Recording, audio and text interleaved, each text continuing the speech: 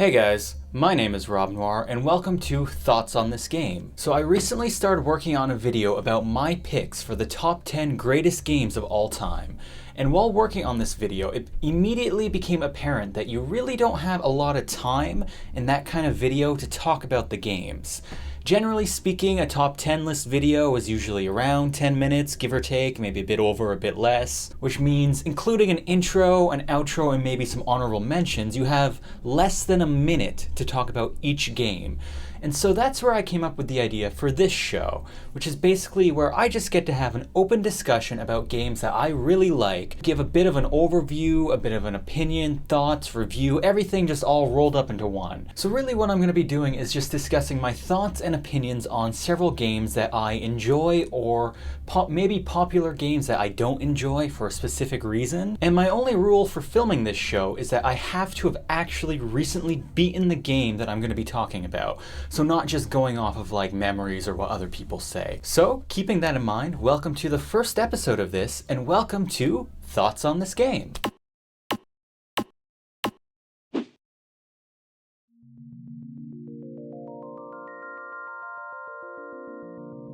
Final Fantasy VIII. So you might be wondering why I picked this game to be the first one on this show, and honestly I just recently had an urge to play it, and after completing it, I just realized I had a lot to say about it. So Final Fantasy VIII is a massive open world JRPG set in a fantasy world. Like most Final Fantasy games before it, it relies a lot on random encounters, exploration, and turn-based combat. As well, like many Final Fantasies that came before it, it also features quite a convoluted, complicated plot. You step into the shoes of Squall Leonhart, an emotionally stunted 17-year-old guy who uses a massive impractical weapon called a gunblade. The plot setup has you working out of a giant futuristic base known as a garden, performing several different mercenary missions for money. Also, at the top, it establishes that you have a real beef with a dude named Cypher.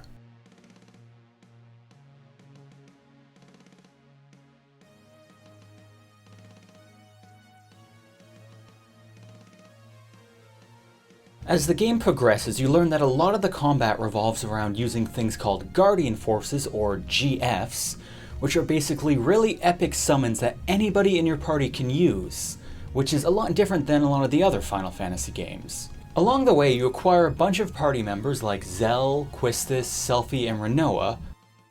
As the game progresses, you learn that there's an evil sorceress who is trying to rule the world, and you're eventually tasked with stopping her, only to learn that there's a lot more going on than first meets the eye. So that's the basic setup of the game. As I mentioned, most of it is built around exploring, running around, doing linear missions, and turn-based combat. The turn-based combat is the same as it has always been, and limit breaks operate pretty much the same as usual, but you actually have a really interesting ability called Draw. What Draw does is it lets you steal magic from the enemies you fight, as well as special draw locations around the world.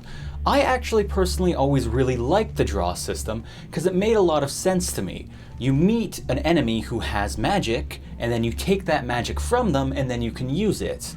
A lot of people didn't really care for it, but personally it was a mechanic that I always really digged. The magic that you draw from these enemies or draw points can then be junctioned to different stats, which boosts these stats up in value. So, obviously you're constantly trying to get as much good magic as you can, which in turn leads to a lot of the combat looking kinda like this.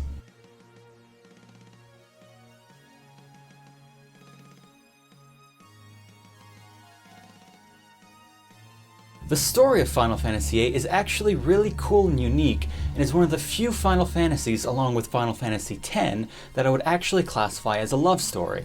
Even I have to admit though, there are a few places in the plot where it gets a little bit weird and sketchy. Like, for example, this bit here where Squall gets stabbed through the heart with a gigantic fucking block of ice, but right after he's apparently A-okay. Or there's also this whole bit here where pretty much everyone in your party suddenly remembers that they were all childhood friends, even though none of them remember it. That whole thing was kind of explained away in game to some extent, but honestly to me the explanation fell a little flat.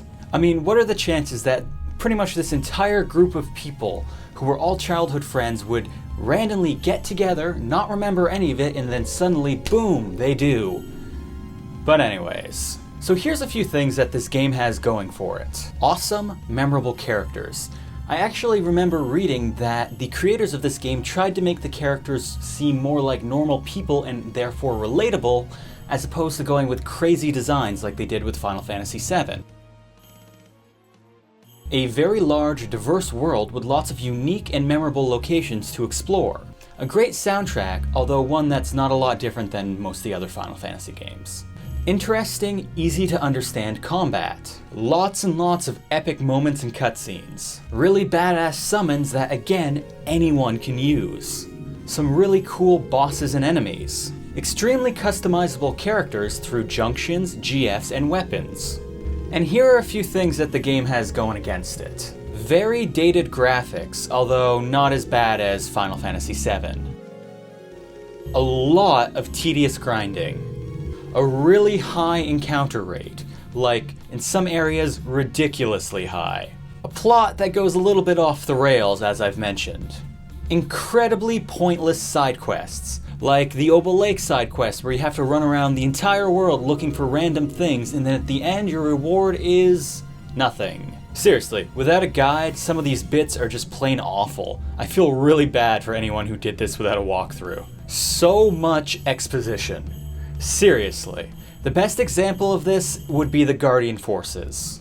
Although they're really cool, the fight basically stops whenever you summon them, and then you have to watch a 20-second to minute-and-a-half cutscene where, although you can interact slightly, you can boost up their power with Square, you're basically just sitting back on your couch watching a cutscene in the middle of a fight. Now initially, I really like the idea of the Guardian Forces and their cutscenes. It's a nice little break in the middle of combat.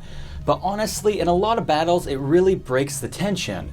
And if you're grinding or trying to find specific enemies or specific stuff, it gets really annoying to have to use these in the middle of fights and making fights take even longer than they need to. And honestly, this is just one example. There's a bunch of places where the game gets really deep into exposition, and honestly, a lot of it felt pretty unnecessary to me. Several love or hate minigames and QuickTime events. One really good example of this would be Triple Triad, an in-game card game that, while a lot of people liked, I personally could never get into. One of the worst parts about Triple Triad is that if you aren't participating in it throughout the game, you're gonna miss out on a lot of key items and important stuff, which you cannot go back and get later.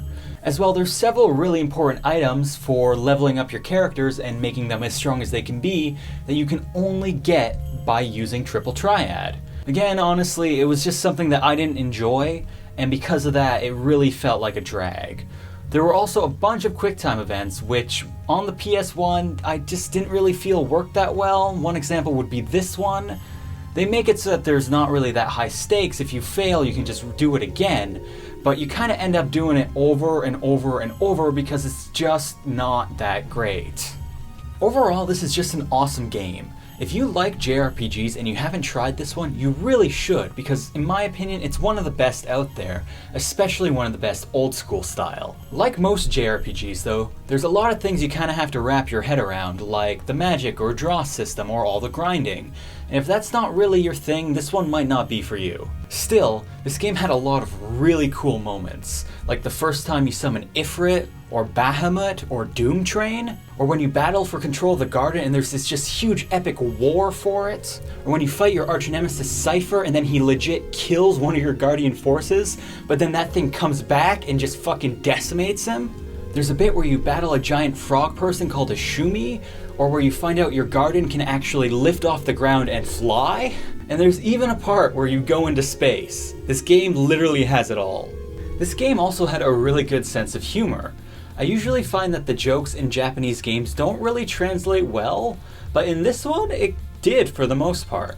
Something else I'll mention, and I'll have to slap a huge spoiler alert on this bit, is you remember how I mentioned that Squall got stabbed through the heart by a gigantic piece of ice? This happens and then he's pretty much fine the next time you see him, and the fact that he was stabbed is barely ever even addressed. There's actually a really awesome fan theory that adds a lot of depth to the game that says that when he was stabbed here, he actually dies, and the rest of the game is just him coming to terms with his life and his regrets. There's a lot of evidence to kind of back this up, but some of the big points would be that the game completely changes in style and tone at this point. A lot of the characters also change a lot in the way they perceive Squall and act towards him, and Squall himself actually changes a ton, becoming a totally different person by the end of the game. I'm not saying that I personally believe this theory, but playing through the game and keeping an eye out for all the different signs and clues that this could be the truth makes for a really interesting playthrough.